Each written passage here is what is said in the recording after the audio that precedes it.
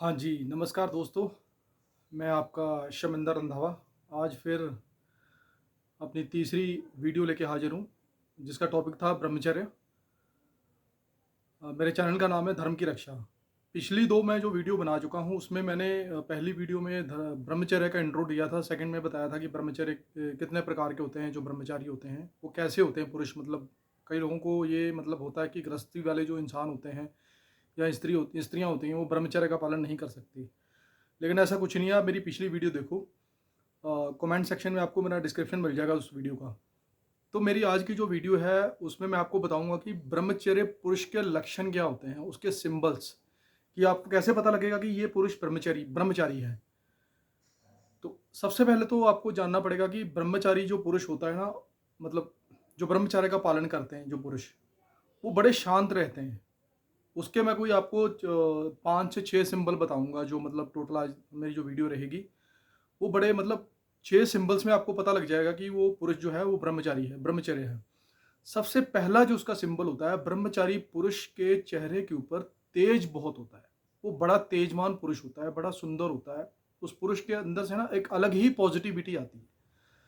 जब भी आप उस पुरुष को देखोगे ना, आप उसको देखोगे, उसके अंदर से एक अलग नूर आएगा, मतलब उसके चेहरे के ऊपर बड़ा तेज होता है।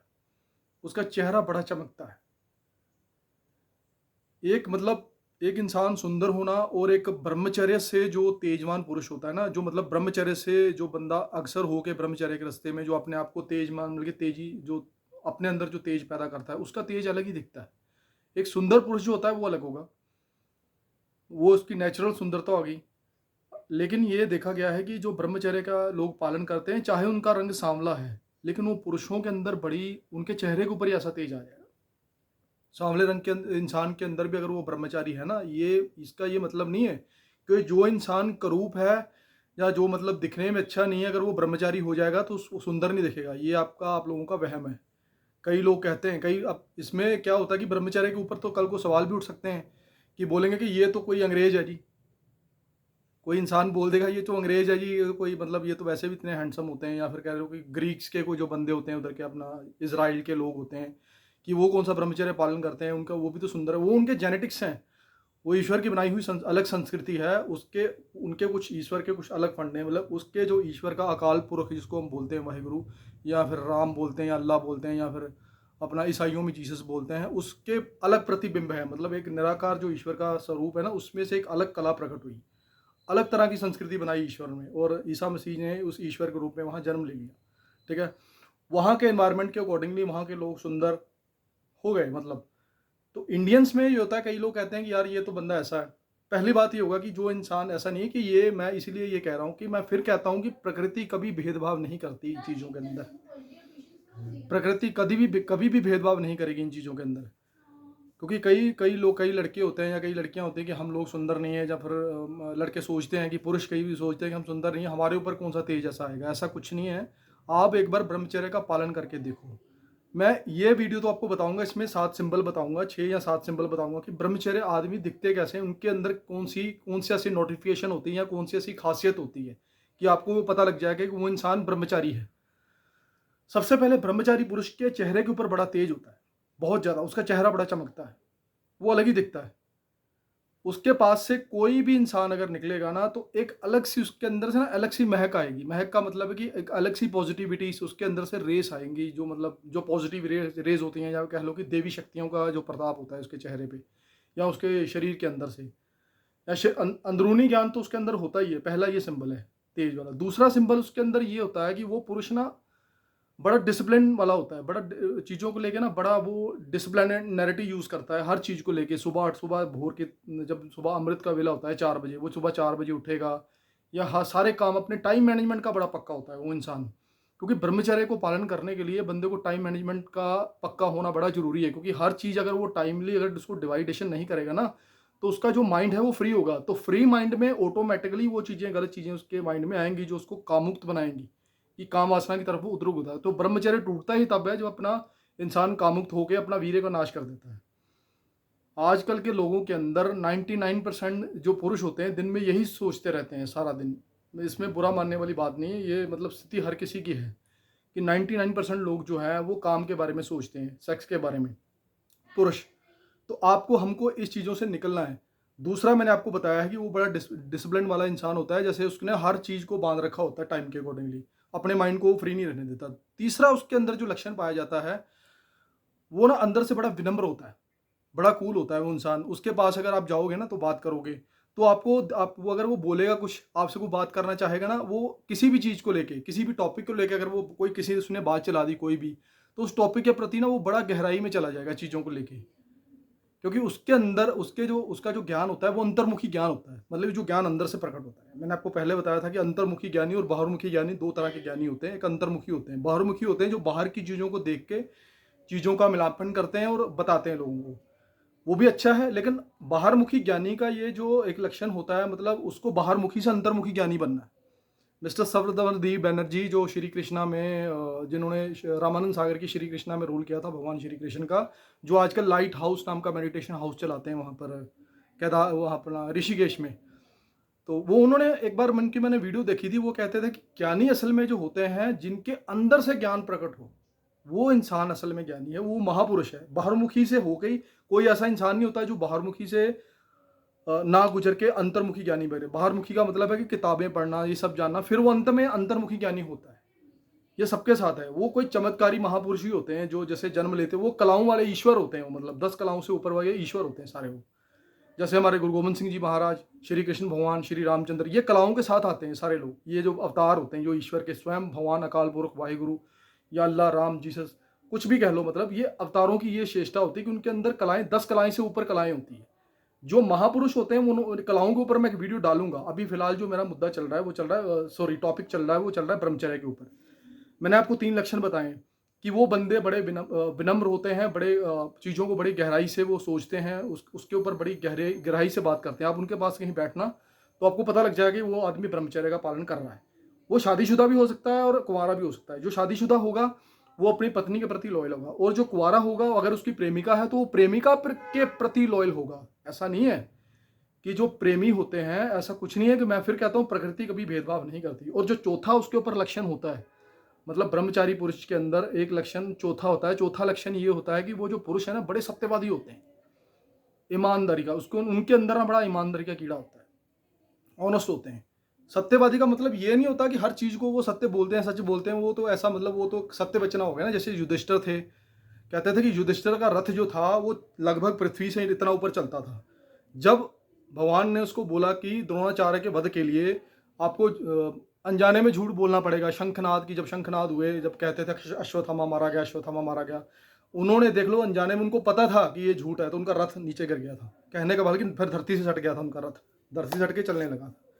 कि ये सत्यवादी पुरुष हैं। वो एक अलग बात है कि हम रोजमर्रा के, हम कलयुग के जीव हैं, हम लोगों से झूठ ये सब चीजें होती है। लेकिन आप ब्रह्मचर्य की छोड़ी भी चिंगारी अपने अंदर जगा लोगे ना, तो आप कलयुग में महापुरुष हो जाओगे। क्योंकि भगवान वेद व्यास ने महर्षि नारद से कहा था, महर्षि नारद ने पूछा कि इन युगों में, इन चारों युगों में सबसे श्रेष्ठ युग कौन सा है? तो भगवान वेद व्यास ने कहा कलयुग सबसे श्रेष्ठ है। कलयुग जो युग है सबसे श्रेष्ठ है। तो इसीलिए, क्योंकि हर तरफ तो माया फैली हुई है, हर तरफ तो लोभ है, अहंकारी लोग हैं, मतलब कामी लोग हैं, या कह लो कि हर किसी के अंदर ये विकार ज्यादा है। हर कोई चाहता है, भाई भाई चाहता है कि भाई भाई की संपत्ति हड़ ले, या फिर किसी की स्त्री के ऊपर लोग नजर रखते हैं, किसी के घर पे लोग जाते हैं तो उन घरों की औरतों के ऊपर नजर रखते हैं। वो इंसान महापापी है आज के युग में। चलो, मैं इसके ऊपर एक अलग से एक वीडियो बनाऊंगा। अभी तो फिलहाल जो मैंने आपको लक्षण बताए हैं, चौथा लक्षण जो मैंने आपको उसको बताया है कि वो इंसान बड़ा सत्यवादी होता है। ये नहीं कि झूठ बोलता है उन चीज़ों को लेकर, लेकिन वो बड़ा, मतलब उसका ना जो मतलब सोचने की गहराई होती है ना, बड़ी होती है। अड़ जाता है चीज़ों को लेके, जैसे कहते हैं ना स्टैंड ले लेना चीज़ों को लेके, वो स्टैंड ले लेता है। फिर उन्हें वो देखता कि उसका क्या नुकसान होगा या क्या होगा, फिर नहीं वो देखता। फिर वो सत्यवती, मतलब कि सत्य की पालना करता है। ये होता है। ये बहुत से ऐसे इंसान होते हैं, लेकिन बहुत कम होते हैं। अब पांचवा, उसमें उसके अंदर जो लक्षण होता है, पांचवा लक्षण ये होता है कि वो ना ईश्वर के प्रति बड़ा, मतलब बहुत ज्यादा वो, ये कहते हैं ना जिज्ञासु, ईश्वर को जानने के प्रति बड़ा जिज्ञासु हो जाता है। हर बार वो, उसने ना कोई भी अगर वो बात करेगा तो बीच में ईश्वर का नाम जरूर लेता है। उसका एट एंड जो उसका बात करने का मोटिव होता है ना, कोई भी अगर वो बात करता है किसी भी टॉपिक के ऊपर, उसके बीच में वो ईश्वर को जरूर डालेगा। चाहे वो विज्ञान हो, चाहे वो अपना अर्थशास्त्र हो, चाहे किसी भी तरह का हो, चाहे ज्योग्राफी हो, कोई भी हो, इकोनॉमिक्स हो, मतलब किसी भी तरह का विषय हो, वो ये नहीं देखेगा। वही, क्योंकि उसके अंदर श्रद्धा वैसी होती है ब्रह्मचारी के अंदर। तो ब्रह्मचारी जो पुरुष है, इसके अंदर मैंने 5 लक्षण आपको बताए हैं। अब जो छठा लक्षण उसके ऊपर है, जो ब्रह्मचारी मतलब कि जो इसके अंदर छठा लक्षण है, उसका जो भोजन है ना, वो बड़ा सात्विक होता है। वो इंसान बाहर का नहीं खाते, बड़ा मतलब अ, घर का बना हुआ खाना खाते हैं, या फिर ज़्यादा वो सात्विक भोजन के ऊपर ज़्यादा जो फलाहार ज़्यादा करते हैं वो लोग, ठीक है? और चीज़ें बाहर की ये सब चीज़ें आजकल जो खाते हैं लोग, फ़ास्ट फूड वगैरह या रेस्टोरेंट्स वगैरह, इनमें जाके वो नहीं खाते। वो मतलब वो वेजिटेरियन होते हैं ज़्यादातर, क्योंकि वेजिटेरियन के अंदर क्या है, वो सात्विक भोजन है। और ये आप छोड़ दो, नॉन वेज वाला बंदा ब्रह्मचर्य का पालन नहीं कर सकता। नॉन वेज जो बंदा खाता है वो ब्रह्मचारी नहीं हो सकता, क्योंकि हमेशा खाने वाला तो होता है वो, ऐसा नहीं कि, लेकिन उस टाइप का वो ब्रह्मचारी नहीं बन सकता। जो दिव्यता आती है, जो आध्यात्मिकता होती है, वो अपने वीर को तो जरूर रोक लेगा, मतलब उसके अंदर वीर रोकने की ताकत तो जरूर आ जाएगी, लेकिन वो वैसे वाला ब्रह्मचारी नहीं होता जैसे जैसे मैं आपको बता रहा हूँ, या फिर जैसे होते हैं ब्रह्मचारी। क्योंकि जिनके अंदर वो दिव्यता जागे, वो उनके अंदर वो तेज आए। आपने देखा होगा, कई लोग मैंने देखे हैं कि विवाह नहीं करते, मतलब कि वीर्य का नाश नहीं करते, वो जिम के प्रति अक्सर होते हैं, या फिर कह लो कि उनके अंदर बल तो बहुत होता है, लेकिन ज्ञान के प्रति वो बंदे बड़े लो होते हैं। ब्रह्मचर्य का असल में, आपको ब्रह्मचर्य का मतलब ये समझना पड़ेगा कि कुछ लोग कहते हैं कि हम तो नॉनवेज खा लेते हैं, या कुछ कुछ लोग होते हैं जो सनातनी मतलब सनातनी पक्ष से ज़्यादा होते हैं। साउथ के ज़्यादा लोग आपने देखे लहसुन प्याज ये सब नहीं खाते। हमारे भोजनों के अंदर, हम जैसे मैं सिख फैमिली से हूँ, ठीक है, हम लोग मैं रंधावा हूँ, जट हूँ, ठीक है, तो हमारे घरों के अंदर लहसुन प्याज यूज़ करते हैं। मैं नॉन वेज नहीं खाता। हाँ, मैं वेजिटेरियन, मैं वेजिटेरियन, मैं नॉन वेज नहीं खाता। कुछ लोग होते हैं जो मतलब इस चीज़ को भी अक्सर कर देते हैं, बाहर कर देते हैं, लहसुन प्याज नहीं खाते। वो हर तरह का ब्रह्मचर्य मतलब बड़ा कठोर होता है। ब्रह्मचर्य की जो ब्रह्मचारी इंसान होता है ना, वो बड़ा मतलब उसका, मैं कहता हूँ कि वो बंदा बड़ा अलग होता है, हटके, वो सबसे अलग हो जाता है। तो उसकी शक्ति, उसका तेज, उसका प्रभाव भी उसी प्रभाव से उसको मिलता है, उसका फल भी वैसा ही होता है फिर। जैसे मैंने एक पहली वीडियो में, अपनी एक वीडियो में उसकी गामा की एग्जांपल दी थी। ये जो पिछली मेरी वीडियो थी, उसमें मैंने गामा पहलवान की एग्जांपल दी थी, क्योंकि गामा पहलवान की जो डाइट थी, वो नॉनवेज भी खाता था गामा। तो जो 1200 किलो का पत्थर उठाता हो, तो वो ब्रह्मचारी ही था, वीर्य का नाश नहीं करता था। इसका मतलब कि वो एक अलग तरह का ब्रह्मचारी था। ब्रह्मचार्य के जो प्रकार है, उसके अंदर आप जितनी ब्रह्मचार्य की कठिनता से पालना करेंगे ना, उतनी ही शक्ति आपके अंदर बढ़ेगी। अब महाबली हनुमान जी के अंदर देखो, बजरंग बली के अंदर कहते थे, वो ऐसे ब्रह्मचर्य था कि रावण ने क्या किया कि उसको, भगवान को पकड़ने के लिए हनुमान जी को, एक अमर सेना थी उनके पास। अमर सेना थी, उनको लगेगा कि हनुमान जी तो उनको मार ही नहीं पाएंगे अमर सेना को, तो हनुमान जी ने कहा आने दो। उन्होंने उठा के अंतरिक्ष क्या से कोण में फेंक दी, वो सेना आज तक मिली नहीं। अभी तक मुझे लग रहा है ऊपर ही होंगी, कहीं कहीं कर रही होंगी सफर, जैसे वो वॉयजर 1 और वॉयजर 2 चल रहे हैं हवा में, ऐसे अभी भी, क्योंकि उनका हो गया कि ईश्वर को उनके ऊपर दया आ गई तो मुक्ति दे देंगे। ऐसे ब्रह्मचारी, मतलब हनुमान जी तो चलो भगवान शंकर के 11वें रुद्र हैं, उनका स्वयं शंकर है, कि सबसे श्रेष्ठ श्रेणियों में जो ब्रह्मचारी हैं वो हनुमान जी हैं। तो ब्रह्मचर्य के जो मैंने आपको बताया है, वो लक्षण, दो 6 लक्षण मैंने बताए थे, और 7वां लक्षण जो होता है, वो इन सारे नियमों को देखता है। जो मैंने 6 लक्षण पीछे बताए ना आपको सारे, 7वें लक्षण में वो इन 6 लक्षणों को देखता है कि वो पालन कर पा रहा है या नहीं कर पा रहा। उसके प्रति वो दिन दिन में अक्सर रहता है, दिन में वो अपने इन चीज़ों को लेके बड़ा मतलब सीरियस होता है, इन चीज़ों के बारे में लिखता है, क्योंकि उनको क्या करना होता है, अपनी आध्यात्मिक उन्नति के बारे में वो लोग सोचते हैं। वो बाहर की चीज़ों को ग्रहण करने के बजाय अंदर की चीज़ों को ज़्यादा इम्प्रूव करते हैं। जब आप अंदर की चीज़ों को इम्प्रूव करते हो ना, तो ऑटोमेटिकली आपका जो चेहरा, आपका हाव भाव, आपका शरीर, ये सब चेंज होना शुरू हो जाएगा। वो बंदे व्यायाम करते हैं दिन में, मतलब कसरत करते हैं, एक्सरसाइज करते हैं, जिम जाते हैं, इनके प्रति बड़ा होता है, ये चीज़ें उनके अंदर बड़ी होती है। ये थे कुछ ब्रह्मचर्य के लक्षण जो मैंने आपको बताए, जो पुरुषों में पाए जाते हैं। और स्त्रियों के लक्षण जो है, जो ब्रह्मचारिणियाँ होती हैं, जिनके अंदर भी ब्रह्मचर्य होता है, वो मैं वीडियो डालूंगा कल।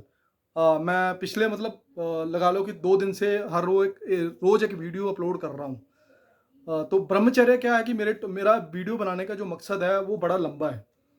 कि पहले इस बार तो मैं रखूंगा ब्रह्मचर्य। जो मेरा दूसरा टॉपिक होगा, वो अभी मतलब अभी जो पूरा अपना ब्रह्मचर्य का जो टॉपिक है, मैं पूरा कंप्लीट करके देन उसके बाद मेरे जो सेकंड टॉपिक है, वो है ज्ञान।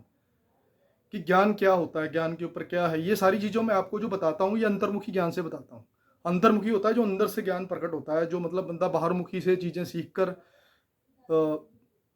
10-12 साल 15 साल इन चीज़ों के ऊपर काम करता है, तो फिर जाके वो बंदा इंसान इस लेवल तक पहुँचता है। मैं कहता हूँ कि मेरे से बड़े बड़े ज्ञानी लोग हैं, मैं उनको सुनता भी हूँ। जैसे उदाहरण के तौर पे आप ले लो, जो आज के प्रचारक, कुछ अच्छे प्रचारक भी हैं, हमेशा नेगेटिव चीज़ें नहीं देखनी चाहिए, हमेशा पॉजिटिविटी उनमें ढूंढनी चाहिए। वो बंदे पॉजिटिव है। अगर मेरा आज छोटी सी एग्जांपल है कि अगर एक कहते थे कि पीछे की वीडियो आई थी कि अगर ये लोग कथा करने का 15-15 लाख लेते हैं, कुछ लोग होते थे, मैं कहा ठीक है, अगर कोई बाहर से बंदा उठ के यहाँ आके डांस करके 80-80 करोड़ 90-90 करोड़ ले जाता है, तो अगर कोई संत महात्मा 10-12 लाख रुपए ले भी लिया उसने कथा करने का, तो उसमें क्या है? मैं कोई कथावाचक नहीं बनना चाहता, मैं वैसे ही बात कर रहा हूँ कि लोगों की ये सब सोचने का ढंग है, सोचने का तरीका है, हर किसी का अलग अलग है। तो ये रहा था आज ब्रह्मचर्य का, जो मैंने 7 सिंबल आपको बताए हैं कि ब्रह्मचर्य 7वां जो सिंबल था वो पिछले अपने 6 सिंबलों को देखते हैं, बल्कि 6 लक्षणों को देखते हैं कि हम ब्रह्मचर्य का पालन कर पा रहे हैं या नहीं कर पा रहे हैं। तो मेरी आज की जो वीडियो थी वो यहाँ तक थी। धन्यवाद। मेरे से अगर कोई गलती या भूल हो गई हो तो छोटा या बड़ा समझ के मुझे क्षमा कर देना। मेरे चैनल का नाम है धर्म की रक्षा, तो प्लीज़ मेरा चैनल सब्सक्राइब कीजिए, मेरे व्यूज़ बढ़ाइए, ताकि इन ये जो चीज़ें हैं लोगों की तरफ फैल सके। क्योंकि आज के टाइम में जो समस्या है ना, वो सबसे बड़ा परम सुख काम में बताया गया है, काम वासना में, आज के कलयुग में।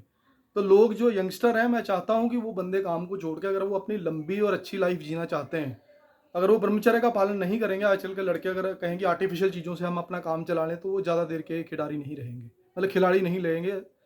और थोड़े दिन की बात होती है, जो लो चमक होती है, थोड़े दिन के बाद वो ढल जाता है इंसान। इस युग में सबसे ज़्यादा जो नाश होता है पुरुष का, वो काम से ही हो रहा है। क्योंकि वो लोग, उन लोगों को अपने वीर्य की इंपॉर्टेंस नहीं पता है। एक वीर्य से, एक शुक्राणुओं से एक इंसान बनता है पूरा। हम तो किसी टाइम पे हम लोग शुक्राणु ही तो थे, शुक्राणुओं से हम लोग इंसान बने। उस शुक्राणु के अंदर कितनी ताकत, कितना बल है, सोच लो। अगर हम उसको बचा लें या मतलब उसको रोक लें, उसको रोकने का यही तरीका है जो मैंने आपको, मैं उसको नियम अगली अगली इस एक वीडियो के बाद, परसों की वीडियो में आप इसके नियम कवर करूंगा कि कौन कौन से नियम है जिससे आप ब्रह्मचर्य का पालन कर सकते हैं या ब्रह्मचारी हो सकते हैं, कि क्या आपको करना होगा। तो ये थे लक्षण ब्रह्मचर्य के। तो मैं आज की वीडियो यहाँ तक थी। नमस्कार, गुड इवनिंग, शबा खैर एंड सत श्री अकाल। Thank you.